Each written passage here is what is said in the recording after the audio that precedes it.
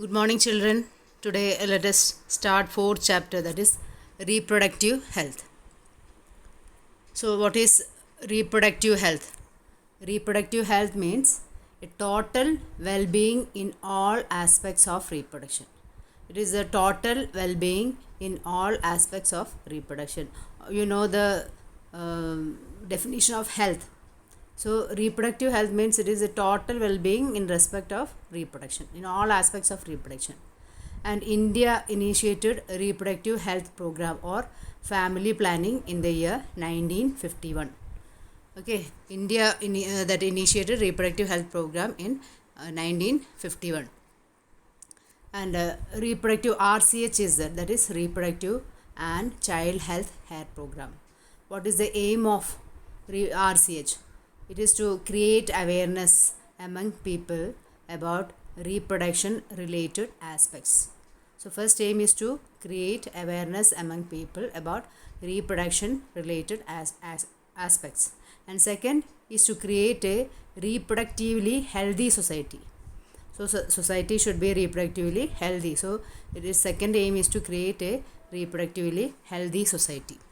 So these are the aims of RCH. Now, what are the aims and needs of sex education in schools? It is first is to provide right information about sex related aspects. Otherwise, if children don't get correct information, they will indulge in other websites and other things and all. They will be misled by this information. So it is to provide right information about sex related aspects. Then second, to avoid sex related myths and misconceptions. So many myths and misconceptions are there related to sex. So it is to avoid sex related myths and misconceptions. And third aim is to that proper information is to give proper information about reproductive organs, adolescence, and related changes during adolescence. So many changes, physical changes, emotional changes, so many changes will occur. So we have to understand about all these adolescence and related changes. Then safe and hygienic sexual practices. Then sexually transmitted diseases and AIDS. So many diseases are there which are sexually transmitted, and we have to understand about all these things. So these are the aims and needs of sex education in school.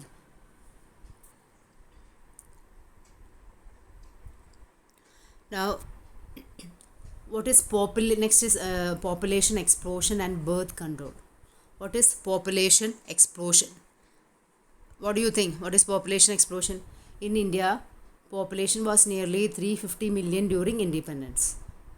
Okay, during independence, population was only 350 million, and it crossed 1 billion in May 2000. That means every 6th person in the world is an Indian. So here population is increasing drastically. So that is known as population explosion. So according to 2001 census, population growth rate was still around 1.7%. Okay, a rate at which population could double in 33 years. So that fast increasing trend is called population explosion. This is the estimate. And what are the reasons for population explosion? One is increased health facilities and better living conditions. Now all of us have that health facilities, so many health facilities and better living conditions. That is one condition for population explosion. And another is rapid decline in death rate. Then death of mother, maternal mortality rate, and infant mortality rate. Death of infant. Because of the better health facilities and all, death rate of mother, then infant, death rate, etc. decreased drastically. And then another is increase in number of people in reproductive age. So in India, the number of people at this reproductive age is more than old people and small children. So these are the reasons for population explosion.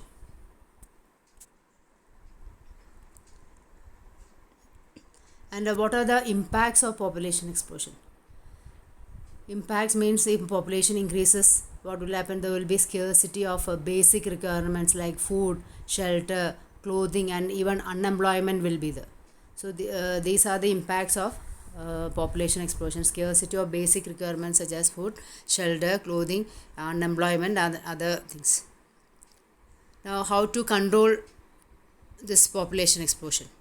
What are the control measures? First of all, we have to motivate smaller families by using contraceptive methods. Okay, nowadays all couple are having only one or two children, so that is small family. So we have to motivate small families by using contraceptive methods, and to create awareness among people about slogan, that is hum do hamare do, that is we two our two. And many couples have adopted one child norm now. And then statutory rising of marriageable age of the female to 18 years and that of the male to 21 years. So these are the control measures for population explosion. Motivate smaller families by using contraceptive methods. Aware peoples about slogan hum do hamare do or one child norm, and statutory rising of marriageable age of the female to 18 years and males to 21 years. Then another is ideal, this contraceptive is there. What are the features of an ideal contraceptive? Ideal contraceptive should be user friendly. Ideal contraceptive should be user friendly, easily available, effective, and it should be reversible. So no least side effects. Ideal contraceptive should not have any side effects, and it should not interfere the sexual drive or desire and or the sexual act of the user. So these are the properties of features of ideal contraceptive. So many contraceptives are there, and we have to study in detail about different types of contraceptives in this chapter.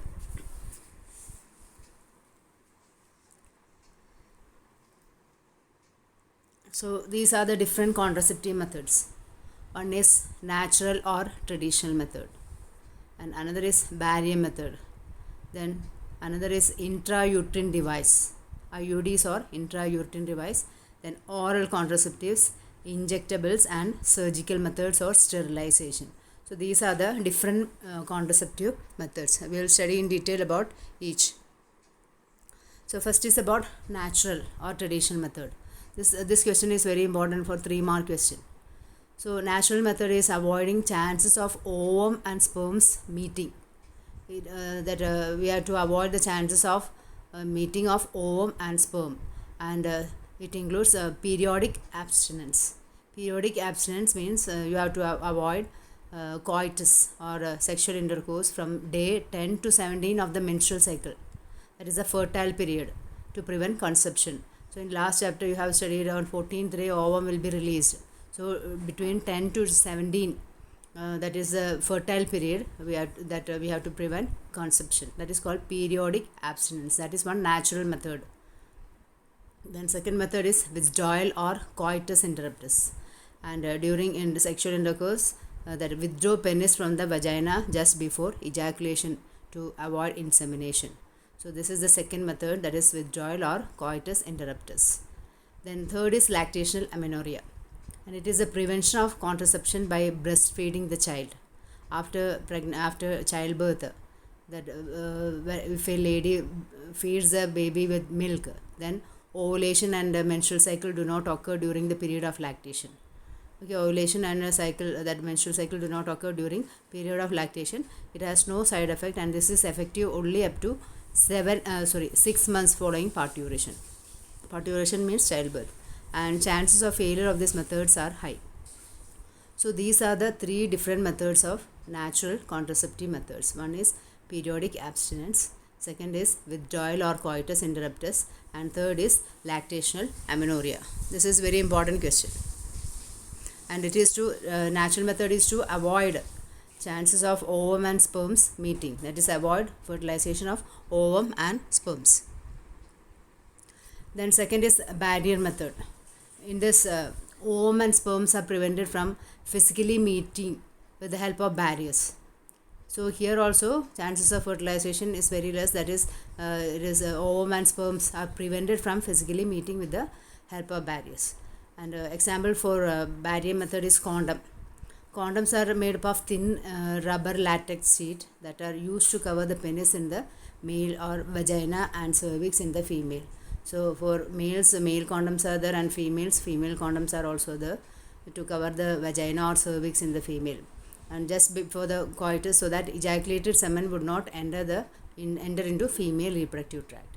So these condoms are used to cover the penis in the male or vagina or cervix in the male just before sexual intercourse or coitus, so that ejaculated semen would not enter into the female reproductive tract. This is one barrier method. Then one popular example of condom is Nirod. Nirod is a popular brand of condom for the male. And condoms are very popular because it protects the user from STDs or sexually transmitted disease and AIDS. Then it is disposable. Condoms are disposable and it can be self-inserted and thereby give privacy to the user. So these are the advantages of using condom. It protects the user from STDs, AIDS. It is disposable. It can be self-inserted and thereby give privacy to user. You can see the picture of a condom for male and condom for female. And another barrier method is diaphragms, cervical caps and walls. In the picture you can see diaphragm, cervical caps and walls are made up of rubber, and these are inserted into the female reproductive tract to cover the cervix during coitus. And they block the entry of sperms through the cervix, and they are reusable also. So in the picture you can see that plastic made up of rubber. It is made up of rubber that is inserted into the female reproductive tract during coitus. And then another is spermicidal creams, jellies and foams, and they are usually used along with these barriers to increase their contraceptive efficiency. And these spermicidal creams and jellies are used along with these barriers to increase their contraceptive efficiency. So these are all coming under barrier method. Then third is intrauterine devices or IUDs, and these are inserted by doctors or expert nurses in the uterus through vagina. Okay, if the couple wants to space the children, then this method is used. They don't want the second baby, then this method is used. So it is divided into non-medicated IUDs. Example for non-medicated IUDs is a Lippus loop. Then copper releasing IUDs, that is copper T, copper 7, multi-load 375. These are example for copper releasing IUDs. Then hormone releasing IUDs, example Progesterat, LNG 20, etc. So these are examples of intrauterine device. They are inserted by doctors or expert nurses in the uterus through vagina for spacing the child. Then how they prevent this fertilization? IUDs increase phagocytosis of sperm. What do you mean by phagocytosis? It kills the sperm. So it increases the phagocytosis of sperm within the uterus, and copper ions released. Copper ion is released from copper T and all. So copper ion released suppress sperm motility and the fertilizing capacity of the sperms. So this is how IUDs prevent fertilization. IUDs increase phagocytosis of sperm within the uterus, and the copper ions released suppress sperm motility and the fertilizing capacity of sperms. And in the picture you can see that T-shaped structure. It is copper T-shaped structure, and it is inserted inside the uterus through the vagina by expert doctors or nurses.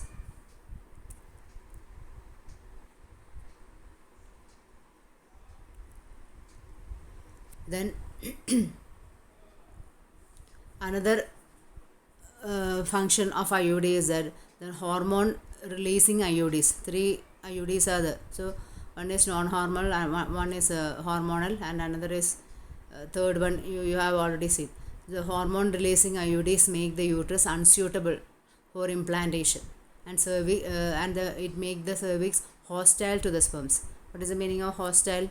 Hostile means meaning is enemy. Meaning of hostile is enemy. It will make the cervix hostile to the sperms. Then another role is IUDs are ideal contraceptive for the females who want to delay pregnancy or space children. So this is how IUDs prevent fertilization. The hormone releasing IUDs make the uterus unsuitable for implantation and the cervix hostile to the sperms. The next is oral contraceptive. It is taken through mouth. Oral contraceptives are taken mainly through mouth. It is oral administration of progesterones and progestogen estrogen combination in the form of tablets or pills. So it is taken in the picture, you can see it is in the form of pills.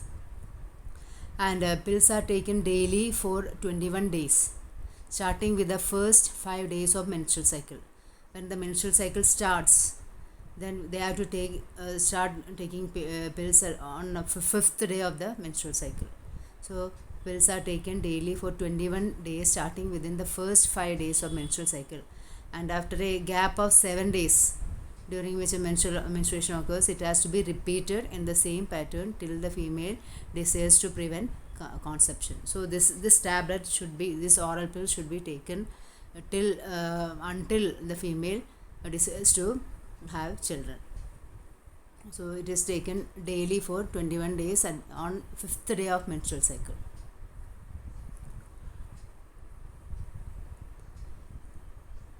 Then how they function? This oral contraceptive inhibit ovulation. Ovum will not be produced because it consists of so many hormones. So they inhibit ovulation and implantation, as well as alter the quality of the cervical mucus. So it will prevent the entry of sperms. So this is how it prevents fertilization. They inhibit ovulation and implantation, as well as alter the quality of cervical mucus to prevent entry of sperms.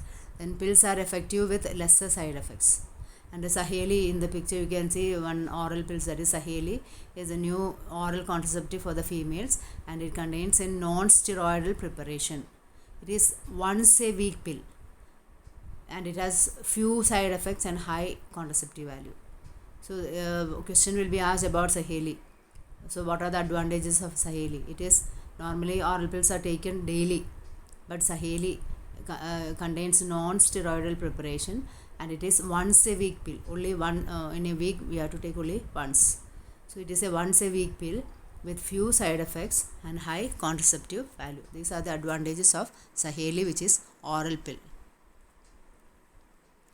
Then next method is injectables. So again, in this injectables and all, it is also this hormonal. So progestogens alone or in combination with estrogen are used by females as injections or implants under the skin. So it is implanted and it is placed under the skin, and their mode of action is similar to that of the pills, and their effective periods are much longer. So these injectables are inserted under the skin, and these are also made up of hormones. Then administration of progestogens or progestogen estrogen combinations or IUDs within 72 days of coitus is very effective as emergency contraceptives, as they avoid possible pregnancy due to rape or casual unprotected intercourse. So if there is any rape case or anything, within 72 hours, if they take this injectable progestogen or progestogen estrogen combination, then it will prevent pregnancy.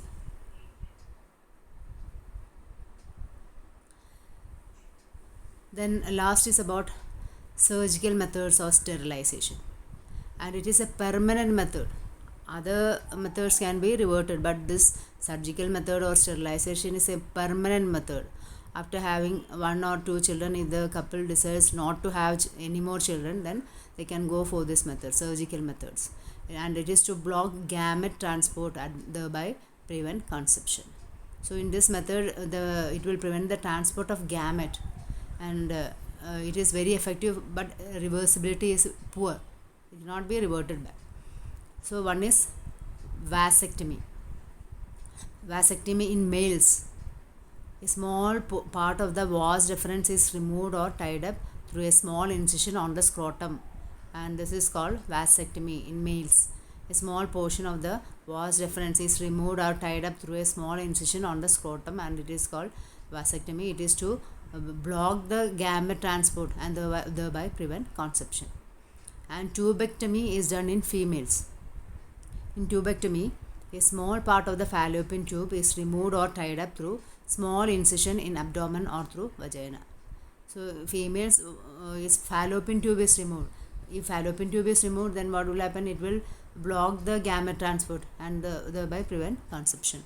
So this is about surgical methods, that is vasectomy is done in males and tubectomy is done in females.